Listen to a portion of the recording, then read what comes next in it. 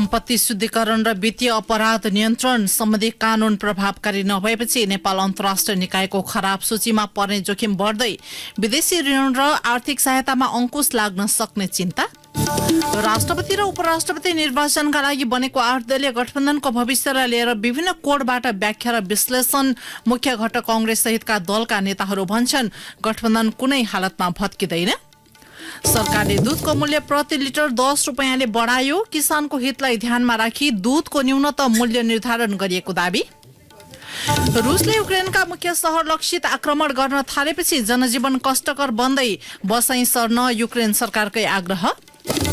र युएमा जारी आईसीसी विश्व लीग 2 क्रिकेट सिरिजमा पपुवा न्यू गिनीले दिएको 180 रनको लक्ष्य भेट्टाउन नेपाली टोली सङ्घर्ष गर्दै। नमस्कार, कान्तिपुर डायरीका साथमा साथी सूरज र म पार्वता। समाचार अब विस्तारमा। सुरुमा कान्तिपुर सविस्तार।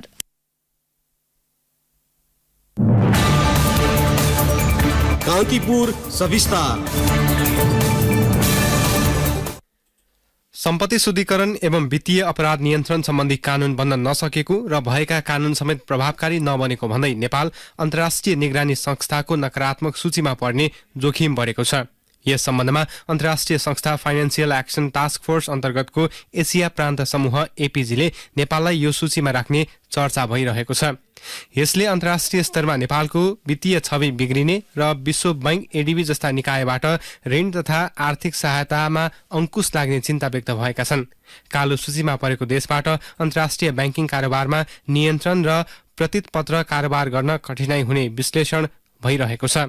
यसबाट हुन सक्ने जोखिम के हो त? सम्पत्ति शुद्धिकरण निवारण सम्बन्धमा अन्तर्राष्ट्रिय प्रतिबद्धता अनुसार काम नगरेकाले नेपाललाई ग्रे लिस्टमा राख्नुपर्ने भन्दै एपीजीले प्रारम्भिक प्रतिवेदन दिएको हो। आतंककारी कार्य र आतंकवादमा भएको वित्तीय लगानी, लागू औषध कारोबार, भ्रष्टाचार, अवैध हात हतियार कारोबार, मानव तस्करी, जीवजन्तु र जनावरको अवैध कारोबार एवं सीमामा हुने तस्करी नियन्त्रण सम्बन्धमा कानून नबनेको अथवा भएका कानून कार्यान्वयन नभएको अवस्थामा नेपाल अन्तर्राष्ट्रिय कालो सूचीमा पर्ने खतरा रहन्छ। प्रतिनिधि सभामा हाल 19 वटा कानूनमा संशोधन गर्दै सम्पत्ति शुद्धिकरण, निवारण तथा व्यावसायिक वातावरण प्रवर्धन गर्ने नीति सहितको विधेयक दर्ता भएको छ। सो विधेयकको दफा 28 मा सम्पत्तिको स्रोत खुलाउन नसकेको एवं मुद्दा चलाउन नसकिएको अवस्थामा सोको अभिलेख राखी स्रोत खुलाउन नसकेको सम्पत्तिको कर निर्धारण गरी असुलीका लागि आन्तरिक राजस्व विभागमा लेखी पठाउनु पर्ने उल्लेख छ। विधेयकको सोही प्रावधानमा अहिले एपीजी सँगै सरोकारवालाले चासो राखेका छन्। यदि यस्तो अवस्था आयो भने हाम्रो जस्तो अस्थिर राजनीति भएको मुलुकमा दोषीले सजिलै उन्मुक्ति पाउन सक्ने बताउँछन् अन्तर्राष्ट्रिय वित्तीय कानूनका जानकार डाक्टर गान्धी पण्डित। दफा 28 मा स्रोत नखुलेको सम्पत्तिलाई पनि शुद्धिकरण ल्याउने जुन व्यवस्था राख्यो, त्यसले गर्दाखेरि नेपाल सरकारलाई भोलि अन्तर्राष्ट्रिय संस्थाले फेरि प्रश्न चिन्ह उठाउन पाउँछ। एकातिर ल चाहिँ ल्याउने गैर कानुनी सम्पत्ति रोक्नलाई, अर्कोतिर गैर कानुनी सम्पत्तिलाई घुमाउरो पाराले चाहिँ त्यसलाई शुद्धिकरण गर्ने कुरा ल्यायो भने भोलि हतियार र भ्रष्टाचार भएको सम्पत्तिलाई पनि त स्रोत नखुलेको सम्पत्ति भनेर चाहिँ तोक्याउने अवस्था आउँछ। त्यसले झन् हामीलाई ठुलो अप्ठ्यारो पर्छ। दफा 28 लाई बडो संवेदनशील तरिकाबाट त्यसलाई स्पष्ट पार्टी गरेर केही सुधार गर्नुपर्छ। विधेयकको दफा 28 को मुद्दामा उल्लेखित प्रावधान कालो धनलाई वैध बनाउने अभिप्रायले ल्याउन खोजिएको कतिपयको आशंका छ। खास गरी अनुसन्धानमा संलग्न कर्मचारीले अस्थिर राजनीति र सरकारको फाइदा उठाएर मिलेमतोमा सम्पत्ति शुद्धिकरणसँग सम्बन्धित मुद्दालाई कमजोर बनाउन सक्ने टिप्पणी भइरहेका छन्। कालो सूचीमा परेको देशबाट अन्तर्राष्ट्रिय बैंकिङ कारोबारमा नियन्त्रण र प्रतिपत्र कारोबार गर्न कठिनाई हुन्छ। यस्तो अवस्थामा विदेशी लगानी निरुत्साहित हुने, अन्तर्राष्ट्रिय जगतमा देशको वित्तीय साख घट्ने तथा सरकार र नागरिकको विदेशमा रहेको सम्पत्ति जोखिममा पर्ने विज्ञहरू बताउँछन्। कालो धनलाई वैध बनाउने सम्बन्धमा बनेका कानूनलाई कार्यान्वयन गर्ने सम्बन्धमा सम्पत्ति शुद्धिकरण विभाग, आन्तरिक राजस्व विभाग, राष्ट्र बैंकको भूमिकामाथि प्रश्न उठेको पूर्व अर्थ सचिव रामेश्वर खनालको तर्क छ। मूलभूत रूपमा हाम्रो ऐन र नीतिको कारणले अहिले यस्तो प्रश्न उठेको होइन, अन्तर्राष्ट्रिय समुदायले यस्तो प्रश्न उठाएको होइन। उनीहरूले उठाएको प्रश्न भनेको के हो भने तिनीहरूका भएको ऐन र नीतिहरूको पनि सही तरिकाले कार्यान्वयन भएन, संस्थाहरू कमजोर भए अथवा संस्थाहरूलाई कमजोर गराइयो। त्यही भएर संस्थागत सुधार, पहिचान भएका मुद्दाहरूलाई चाँडो छिनोफानो गर्ने, कारबाही गर्ने, त्यो कुरामा तिमीहरूले चाहिँ विलम्ब गर्यौ, तिमीहरूले कारबाही गर्दै गरेनौ। वास्तवमा कसैको पनि अहिलेसम्म गम्भीर कारबाही भएको छैन भन्ने प्रश्न उहाँहरूको हो। यदि हामीले विधेयक पारित नगरेर पनि कारबाही गरेको प्रमाण दिन सक्यौं अथवा कारबाही गरिरहेछौँ भन्ने कुरा जनाउन सक्यौं भने सम्भवतः अन्तर्राष्ट्रिय समुदाय चाहिँ त्यसबाट खुसी नै हुनुपर्छ। यसअघि आर्थिक वर्ष 2066-67 पनि नेपाल ग्रे लिस्टको जोखिममा परेको थियो, तर तत्कालीन सरकारले कूटनीतिक पहल, कानून निर्माण र कार्यान्वयनको प्रतिबद्धता मार्फत कालो सूचीको जोखिमबाट हटाएको थियो। पूर्व अर्थमन्त्री सुरेन्द्र पाण्डे भने नेपाल जस्तो मुलुकमा अस्थिर राजनीतिको फाइदा उठाएर अन्तर्राष्ट्रिय समुदायले अनावश्यक हस्तक्षेप गर्न खोजेको टिप्पणी गरे। वित्तीय अपराध नियन्त्रण गर्ने सम्बन्धमा हरेक देशको आफ्नै कानून हुने भएकाले अनावश्यक हस्तक्षेप गर्न नमिल्ने पाण्डेको तर्क छ। अन्तर्राष्ट्रिय मञ्चहरूमा नेपालले यस विरुद्ध आवाज उठाउन सक्नुपर्ने पाण्डेले बताए। कर चोरीको मुद्दा कुनै अन्तर्राष्ट्रिय चासोको विषय होइन, त्यो सम्बन्धित देशको आफ्नो मुद्दा हो, आफ्नो प्रब्लम। हरेक देशमा केही न केही भने करका समस्याहरू छन्, करको प्रयोग, करका कानूनहरू संशोधन भइरहेका हुन्छन्, करको पारदर्शिताको लागि चाहिँ नयाँ नयाँ कुराहरू चाहिँ विधि र प्रक्रियामा गइरहेको हुन्छ। हिजो र आजमा कतिपय सुधार पनि भएका हुन्छन्, तर यदि करको दायरालाई पनि यो अन्तर्राष्ट्रिय मुद्दा बनाउने र त्यस आधारमा कुनै पनि कुन चाहिँ देशलाई कालो सूचीमा राख्ने कुरा गर्यो भने सबै देशहरूका केही न केही समस्याहरू छन्। तर अहिले के देख्छु म भन्दा ठुला शक्तिशाली राष्ट्रहरू यो त राजनीतिक उद्देश्य पनि यसभित्र राजनीतिक मोटिभ पनि छ भन्ने बुझ्नु पर्यो र यो चाहिँ अन्तर्राष्ट्रिय धन आफ्नोतिर सुवर्नको लागि र आफ्नो पकड र चाहिँ आफूलाई बलियो बनाउनको लागि गरिएको एउटा राजनीतिक अस्त्र पनि रूपमा यो प्रयोग भइरहेको देखिरहेको छु म। त्यस हुनाले अन्तर्राष्ट्रिय प्लेटफर्महरूमा नेपाल जस्तो देशहरूले लड्नुपर्छ। सम्पत्ति शुद्धिकरण निवारण सम्बन्धमा राष्ट्र ब्याङ्कका अधिकारीहरू समक्ष एपीजीले विभिन्न 40 बुँदामा प्रश्न राखेको थियो। सो विषयमा केन्द्रीय ब्याङ्कको चित्तबुझ्दो जवाफ नआएपछि उसले नेपाललाई ग्रे लिस्टमा राख्ने संकेत गरेको छ। एपीजीको प्रारम्भिक प्रतिवेदन सरकारले पनि प्राप्त गरेको छ। सम्पत्ति शुद्धिकरण अनुसन्धान सम्बन्धी कानून अझै संसदमा विचाराधीन रहेको र यस अघिका नीति पनि प्रभावकारी कार्यान्वयन नभएकाले वर्तमान अवस्था सृजना भएको हो। राष्ट्र ब्याङ्कका डेपुटी गभर्नर बमबहादुर मिश्र भने सम्पत्ति शुद्धिकरण सम्बन्धी कानून बनि नसके पनि वित्तीय अपराध जोडिएका विषयमा अनुसन्धान गर्न समस्या नरहेको तर्क गर्छन्। सम्पत्ति शुद्धिकरण एफआईयू इन्टेलिजेन्स भन्ने एउटा निकाय छ जुन इन्डिपेन्डेन्ट हो होइन, राष्ट्र ब्याङ्ककै मातहत भए पनि इन्डिपेन्डेन्ट हो एउटा कुरो। त्यसले चाहिँ अब केही जानकारी सूचनामूलक कुराहरू मात्रै गर्छ। सम्पत्ति शुद्धिकरणको दायरा चाहिँ ब्याङ्क वित्तीय संस्था मात्रै होइन क्या, धेरै तपाईँको एजेन्सीहरू हुन्छन् शुद्धिकरण गर्न सक्ने। हेरि पनि रहेको छौँ, सुपरभिजन गरिरहेको छौँ, निकाय नै छुट्टै खडा गऱ्यौँ हामीले। नियमनकारी अन्य निकाय 57वटा छन् क्या हौ, तीमध्ये हामी एउटा नियमनकारी निकाय हौ, त्यस अन्तर्गत हामी काम गरिरहेछौँ कि। एपीजीले चाहिँ के भनेको छ तपाईँलाई? हामीलाई केही भनेन, प्रश्न पठाएको छ, त्यसको हामीले चाहिँ आन्सर लेखेर पठाओ, त्यसपछि केही पनि भनेन। एपीजीले एकैपटक नकारात्मक वा कालो सूचीमा नराख्ने भएकाले संसदमा दर्ता विधेयकलाई पारित गर्ने हो भने खतराको सूची टर्ने कतिपयको तर्क छ। तर हेलचक्र्याङ गर्ने हो भने अन्तर्राष्ट्रिय दातामा भर पर्नुपर्ने मुलुकमा खतराको घण्टी भने बज्न थालिसकेको छ। खास गरी विश्वका ब्याङ्कले नेपालका वित्तीय संस्थाहरूसँग कारोबार रोक्ने र गरिहाले पनि जोखिमको हिसाबले लागत बढाउने जोखिम हुने विज्ञहरू बताउँछन्। अर्कोतर्फ प्रत्यक्ष वैदेशिक लगानी एफडीआई भित्राउन पनि कठिन हुनेछ। समग्रमा अन्तर्राष्ट्रिय संस्था तथा समुदायले नेपाललाई हेर्ने दृष्टिकोणमा फरक पर्ने विज्ञहरूको भनाइ छ। रेडियो कान्तिपुरका लागि अनिल परियार। कान्तिपुर सविस्तार।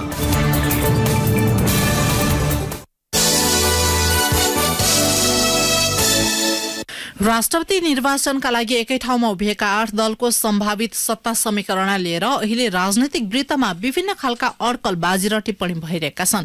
प्रधानमन्त्री पुष्पकमल दाहालले मन्त्रीमण्डल पुनर्गठन गर्न र संसदबाट विश्वासको मत लिन बाँकी रहेकाले फेरि पनि दलीय समीकरण फेरबदल हुन सक्ने कतिपयको बुझाइ छ। खास गरी एमाले राष्ट्रपति निर्वाचनपछि गठबन्धन भत्किन सक्ने दावी गरिरहेको छ। तर 8 दलीय गठबन्धनका मुख्य घटक दलका नेताहरूले भने तत्काल गठबन्धन विभाजित नहुने दावी गरेका छन्। एक रिपोर्ट। राष्ट्रपति र उपराष्ट्रपति निर्वाचनलाई लिएर 7 दलीय गठबन्धन भत्किएसँगै एमाले र रापरपा बाहिरिएपछि अहिले प्रधानमन्त्री पुष्पकमल दाहाल एक्लैले 16 वटा मन्त्रालयको जिम्मेवारी सम्हालिरहेका छन्। प्रधानमन्त्री दाहालले राष्ट्रपति निर्वाचनपछि मात्रै मन्त्रीमण्डल पुनर्गठन गर्ने रणनीति बनाएका छन्। तर 8 वटा दलको विश्वास जितेर सत्ता समीकरणलाई निरन्तरता दिन सहज नभएको र राष्ट्रपति चुनावपछि समीकरण भत्किन सक्ने टिप्पणी भइरहेका छन्। मुख्य गरी सत्ताबाट बाहिरिएको एमाले राष्ट्रपति निर्वाचनपछि 8 दलीय गठबन्धन गठबन्धन अप्ठ्यारोमा पर्ने बताइरहेको छ। तर प्रधानमन्त्री दाहालका राजनीतिक सल्लाहकार तथा माओवादी केन्द्रका नेता हरिबोल गजुरेल सत्ता समीकरणकै विषयले 8 दलीय गठबन्धनलाई प्रभाव नपार्ने बताउँछन्। उनी भन्छन्, कांग्रेसलाई पनि फाइदा छैन, हामीलाई पनि फाइदा छैन। अब सहमति हुन्छ, अलिकति अलिक व्यवस्था भइहाल्छ, सहमति हुन्छ। त्यस्तो हुँदैन। योजनाबद्ध प्रचार हुन्छ नि, कहिले पनि कांग्रेसले अब चाहिँ विश्वासको मत दिँदैन, राष्ट्रिय जिताइसकेपछि भन्ने जस्तो हल्ला होइन, यो चाहिँ ढङ्गले एकताले चलाइरहेका छन्। भनेपछि यो सत्ता समीकरणको विषयलाई लिएर गठबन्धनमा कुनै त्यस्तो फाटो आउँदैन, अहिले आउँदैन, किनकि यो त हन्ड ठक्कर खाएर बन्ने त कहाँ आउँछ त। मन्त्रालय भागभण्डामा चित्त नबुझेपछि अघिल्लो मन्त्री परिषदमा सहभागी नभएको जसपाको असन्तुष्टि एकातिर छ भने अर्कोतर्फ टिकापुर घटनामा संलग्न आफ्ना नेता कार्यकर्ताको रिहाईलाई सत्ता साझेदारीको शर्त बनाइरहेको नागरिक उन्मुक्ति पार्टीको एक सूत्रीय अडान छ। आफ्नो माग पूरा नभएको भन्दै नागरिक उन्मुक्तिले सुदूरपश्चिम सरकारलाई विश्वासको मत नदिँदा एमालेको मुख्यमन्त्री हटेर कांग्रेस नेता मुख्यमन्त्री बनेका छन्। उन्मुक्ति पार्टीले केन्द्रीय सरकारको मन्त्रीमण्डलमा सहभागी नहुने अडान समेत राख्दै आएको छ। यही पृष्ठभूमिमा सत्ता समीकरणलाई लिएर अनेकौं चर्चा र टिप्पणी भइरहेका हुन्। 8 दलीय गठबन्धनको एउटा घटक जसपाले भने आफूहरूले उपराष्ट्रपति पाउने सहमति भइसकेकाले सत्ता समीकरणमा तत्काल फेरबदल नहुने बताएको छ। सो पार्टीका प्रवक्ता मनिष सुमलले भने, जनता समाजवादी पार्टी एउटा स्थिर सरकार चाहन्छ। त्यो स्थिर सरकार चाहिरहँदा हामीलाई यही मन्त्रालय चाहिन्छ, यति नै मन्त्री चाहिन्छ, हामीलाई सरकारबाट यो सुविधा चाहिन्छ भनेर हामीले कहिले लोभ्याएका छैन।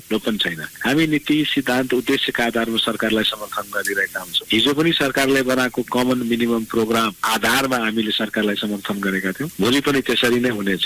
शक्ति सबैको ल्याकत अनुसार, समान हैसियत अनुसार, खास गरी प्रतिनिधि सभाको हैसियत अनुसार बाँडफाँड गरिनु पर्दछ। मलाई यही मन्त्रालय, त्यही मन्त्री, त्यही यस्तो चाहिन्छ भनेर हामीले कुनै निर्णय पनि गरेका छैनौँ, अपेक्षा पनि राखेका। अहिले सरकारको नेतृत्व माओवादी केन्द्रका अध्यक्ष दाहालले गरे पनि नेपाली कांग्रेस नयाँ गठबन्धनमा प्रमुख भूमिकामा छ। त्यस्तै गठबन्धनको अर्को दल एकीकृत समाजवादीले मन्त्रीमण्डलमा खोज्ने हिस्साका कारण समस्या आउन सक्ने ठानिएको छ। मन्त्रीमण्डलमा सहभागीकै विषयलाई लिएर त्यति ठूलो समस्या नहुने दाबी सो पार्टीका नेताले गरेका छन्। नेता मेटमणि चौधरी भन्छन्, अहिलेको समीकरण 5 वर्ष जान्छ, किनकि हाम्रो जुन उद्देश्यले समीकरण बनेको छ त्यो उद्देश्य अहिले पनि पूरा भएको छैन।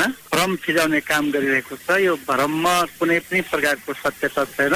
अब हाम्रो हैसियत अथवा हामीले जुन हिजोको दिन गरेको त्याग, बलिदान, अब त्यो बापतको पनि क्षतिपूर्तिका कुरा सबै समेट्दै हामी अगाडि बढ्छौँ। र यही भागबन्दाको कारणले हाम्रो बीचमा कुनै प्रकारको समस्या आउँदैन। आज मानव यसमा मन्त्री बनाउँदाखेरि भागबन्दा मानव पुगेन, मिलेन भने यसको रिप्लेस गर्ने क्षतिपूर्ति अरू ठाउँबाट पनि तिर्न सकिन्छ। त्यसको व्यवस्थापन हामी गर्छौँ।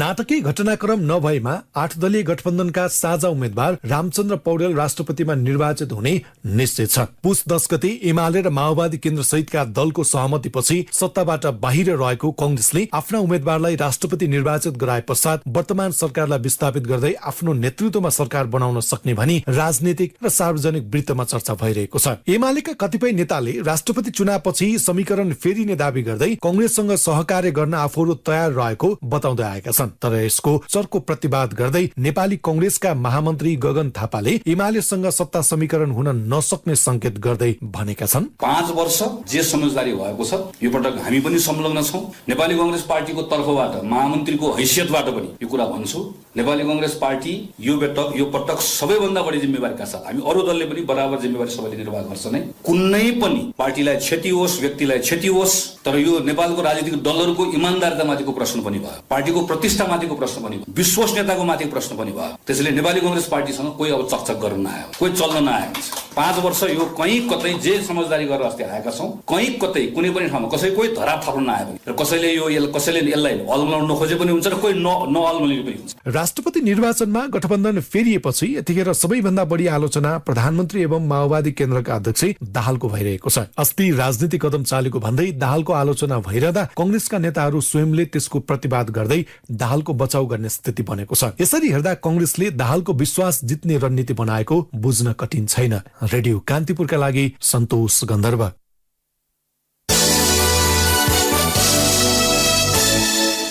आगामी चैतदेखि अन्तशुल्क स्टिकर सुरक्षण मुद्रण केन्द्रमै छापिने भएको छ। अन्तशुल्क स्टिकर छपाईका लागि आवश्यक सामग्री तथा जनशक्ति व्यवस्थापन भइरहेको केन्द्रले जनाएको छ।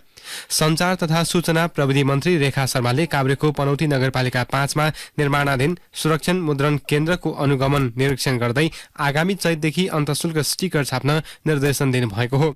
केन्द्रका लागि आवश्यक भौतिक निर्माणको काम सम्पन्न भइ नसकेको अवस्थामा मन्त्री शर्माले अनुगमनका क्रममा 2वटा उच्च सुरक्षित डिजिटल मुद्रण मेसिन जडान भइसकेकाले चैतदेखि अन्तशुल्क स्टिकर छाप्न निर्देशन दिनुभएको हो। मन्त्रालयका सचिव वैकुण्ठ अर्यालले केन्द्रमा राहदानी, ब्याङ्कनोट, चालक अनुमति पत्र, स्मार्ट कार्ड, हुलाक टिकट, अन्तशुल्क स्टिकर, सिम कार्ड लगायत सुरक्षित छपाईका लागि तयार गरिएको बताउनुभयो। केन्द्रका अनुसार 1 वर्ष अघि इजरायलबाट ल्याइएका 2 थान छपाई मेसिनबाट वार्षिक 60 करोड अन्तशुल्क स्टिकर छाप्न सकिन्छ। हाल आन्तरिक राजस्व विभागबाट 43 करोड अन्तशुल्क स्टिकर छाप्न प्रस्ताव आएको केन्द्रका कार्यकारी निर्देशक विकल्प पौडेलले बताउनुभयो।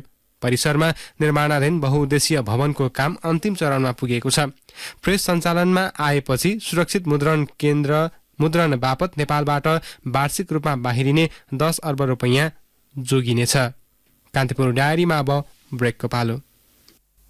कान्तिपुर डायरीमा अब बाँकी प्रसंग। भावी राष्ट्रपतिमा आफ्ना उम्मेद्वारलाई जिताउन नेपाली कांग्रेस नेतृत्वको गठबन्धन र एमाले आज पनि आन्तरिक र अन्य दलहरूसँग छलफल गरेका छन्। कांग्रेस नेतृत्वको गठबन्धनले आज 7 प्रदेशका सांसद लक्षित अभिमुखीकरण कार्यक्रम गर्यो। 7 प्रदेशको राजधानीमा केन्द्रीय तहका नेताको उपस्थितिमा प्रदेश सांसदहरूलाई राष्ट्रपति निर्वाचनको विविध पक्षबारे जानकारी गराइएको जनता समाजवादी पार्टीका नेता राजेन्द्र श्रेष्ठले जानकारी दिनुभयो। राष्ट्रपतिका उम्मेद्वार कांग्रेस नेता रामचन्द्र पौडेल सहितका नेताहरूले आज राष्ट्रिय स्वतन्त्र पार्टीका नेताहरूलाई भेटेर सहयोगका लागि आग्रह गरेका छन्। यता एमालेका नेताहरूले राष्ट्रपतिका उम्मेद्वार सुभाष नेमाङको पक्षमा समर्थन जुटाउन जनमत पार्टी र लोकतान्त्रिक समाजवादी पार्टी लोकसभाका नेताहरूसँग छुट्टा छुट्टै छलफल गरेका छन्। एमाले 8 दलीय गठबन्धन आबद्ध दलहरूसँग पनि आफ्ना उपाध्यक्ष नेमाङलाई राष्ट्रपतिका लागि मत मागिरहेको छ। यसैबीच निर्वाचन आयोगले फागुन 25 गते हुने राष्ट्रपति निर्वाचन र चैत 3 गते हुने उपराष्ट्रपतिको निर्वाचनका लागि परिचय पत्रको व्यवस्था गरेको छ। आयोगका प्रवक्ता शालिग्राम शर्मा पौडेलले मतदानका लागि जाने मतदाताले अनिवार्य परिचय पत्र लैजानुपर्ने बताउनुभयो। राष्ट्रपति र उपराष्ट्रपतिको निर्वाचनमा संघीय संसदका सदस्य र प्रदेशसभाका सदस्य रहेको निर्वाचन मण्डलद्वारा मतदान हुने कानूनी व्यवस्था छ। दुवै निर्वाचनमा निर्वाचन अधिकृतको कार्यालयबाट प्रकाशित अन्तिम मतदाता नामावलीमा नाम समावेश भएका मतदाताहरूलाई निर्वाचन आयोगबाट जारी भएको मतदाता परिचय पत्र, नागरिकता वा सम्बन्धित संसद सचिवालयबाट जारी भएको परिचय पत्र लिएर जान आयोगले आग्रह गरेको छ।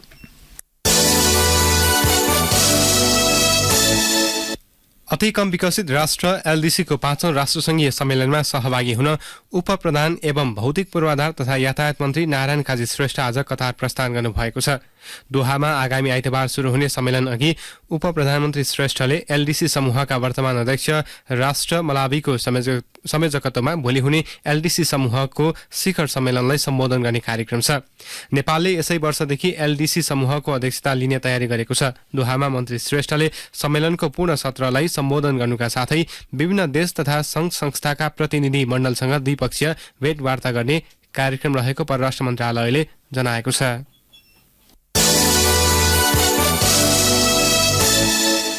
आगामी चैत 5 गते सञ्चालन हुने स्वतन्त्र विद्यार्थी युनियन सोबियुको निर्वाचनमा सहभागिताका लागि आज संघ संगठन समूहले दर्ता गरेका छन्।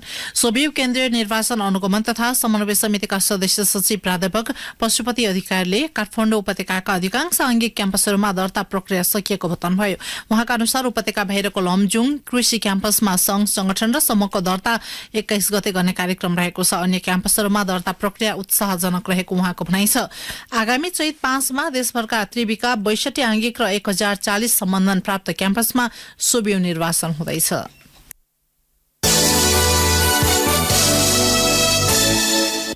राष्ट्रिय परीक्षा बोर्डले माध्यमिक शिक्षा परीक्षा एसईईमा समावेश हुनका लागि रेजिस्ट्रेसन फारम खुला गरेको छ। बोर्डले हाल कक्षा 9 मा अध्ययनरत साधारण, परम्परागत र प्राविधिक धारतर्फका नियमित विद्यार्थीका लागि रेजिस्ट्रेसन फारम खुला गरेको हो। बोर्डका अनुसार अक्षराङ्कन पद्धतिबाट कक्षा 8 पूरा गरेको वा सो सरहको वार्षिक परीक्षामा उत्तीर्ण भएकाले यस्तो फारम भर्न पाउनेछन्। 2072 देखि 2077 सम्मका विद्यार्थीले अनिवार्य विषयमा न्यूनतम D+ ग्रेड र 2078 मा न्यूनतम D ग्रेड प्राप्त गरेको ग्रेड सिट र जन्मदर्ता प्रमाणपत्र बुझाउनु पर्ने सूचनामा उल्लेख छ। बोर्डले रजिस्ट्रेसन फारम चैत मसान्तभित्र बुझाउन सक्ने गरी समयावधि तोकेको छ।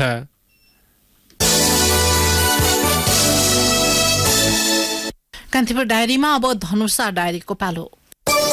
धनुषा डायरीबाट श्याम सुन्दर शशीको नमस्कार। मध्य प्रदेशका प्रमुख हरिश्चन्द्र मिश्रले बाल यौन दुराचार न्यूनीकरण गर्न कानून कार्यान्वयनसँगै सामाजिक जागरण पनि आवश्यक रहेको बताउनु भएको छ। जानकी महिला जागरण समाजले आयोजना गरेको बाल यौन दुराचार विरुद्ध प्रदेश स्तरीय अन्तर्पुस्ता संवाद कार्यक्रमलाई सम्बोधन गर्दै उहाँले बाल यौन दुराचार सामाजिक अपराध भएकाले रोक्नका लागि सरकार र प्रहरी प्रशासनसँगै समाज पनि लाग्नु पर्नेमा जोड़ दिनुभयो। मध्य प्रदेशका सांसद रामाशिष यादवले संस्कार सहितको शिक्षामा जोड़ दिनुपर्ने र योसँग सम्बन्धित घटनाहरू आफन्त र परिवारबाटै हुने भएकाले सामाजिक संस्कारमा समेत परिवर्तन ल्याउनु पर्ने बताउनुभयो। जनकपुरको चर्चित सांस्कृतिक आयोजना होली गीत गायन प्रतियोगिता तथा महामूर्ख सम्मेलनको तयारी पूरा भएको छ।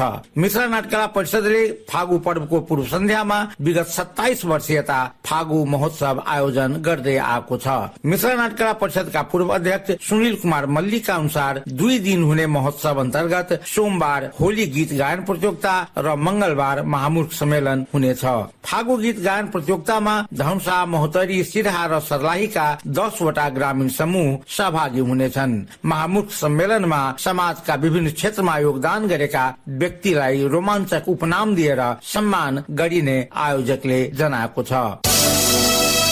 15 दिने मध्यमा परिक्रमा आज धनुषाको औढी आइपुगेको छ। फागुन 8 गते धनुषाको कचुरी स्थित मिथिला बिहारी मठबाट निस्केको परिक्रमा झण्डै 100 किलोमिटर पैदल यात्रा गरी औढी आइपुगेका हुन्। उनीहरू भोलि भारतको बिसौल पुग्नेछन्। सोमबार पुनः स्वदेश फिर्ता हुनेछन्। सो परिक्रमा आगामी मंगलबार जनकपुर धामको अन्तर्गृह परिक्रमा गरी सम्पन्न हुनेछ।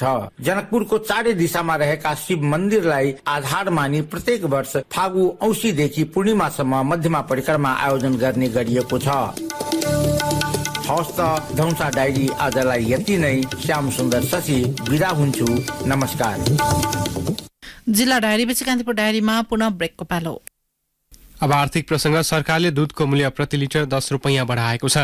मन्त्री परिषदको आज बसेको बैठकले दूधको मूल्य प्रति लिटर 10 रुपैयाँ बढाउने निर्णय गरेको हो। किसानले पाउने दूधको न्यूनतम मूल्य अब प्रति लिटर 56 रुपैयाँ 40 पैसाबाट बढेर 65 रुपैयाँ 50 पैसा बनाउने निर्णय भएको एक मन्त्रीले जानकारी दिए। किसानले दूधको उचित मूल्य पाउन नसकेको गुनासो गरिरहेका बेला किसानको हितलाई ध्यानमा राखी दूधको न्यूनतम मूल्य निर्धारण गरिएको उनले बताए।